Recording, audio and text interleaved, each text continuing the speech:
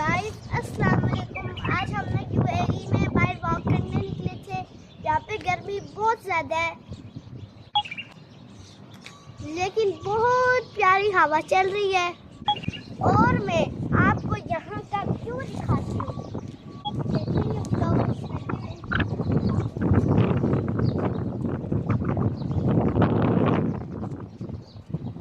लगे हुए हैं।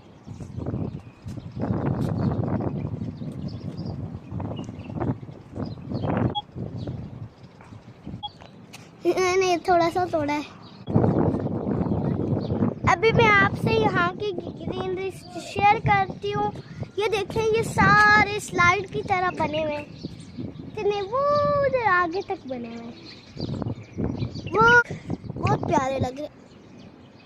तो गाइस, यहाँ पे इतनी गर्मी के बावजूद भी लोग ये सारे पौधे लगाते हैं, इनको हर रोज़ पानी देते हैं।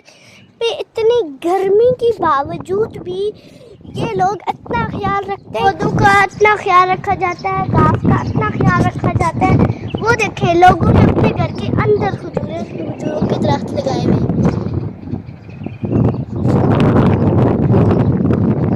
गाइस, बिल्कुल कश्मीर का व्यू है वहाँ पे।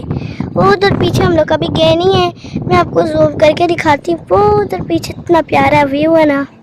तो गाइस, मैं आपको यहाँ की हरियाली इसलिए दिखा रही हूँ क्योंकि ये हरियाली मुझे बहुत पसंद आई है।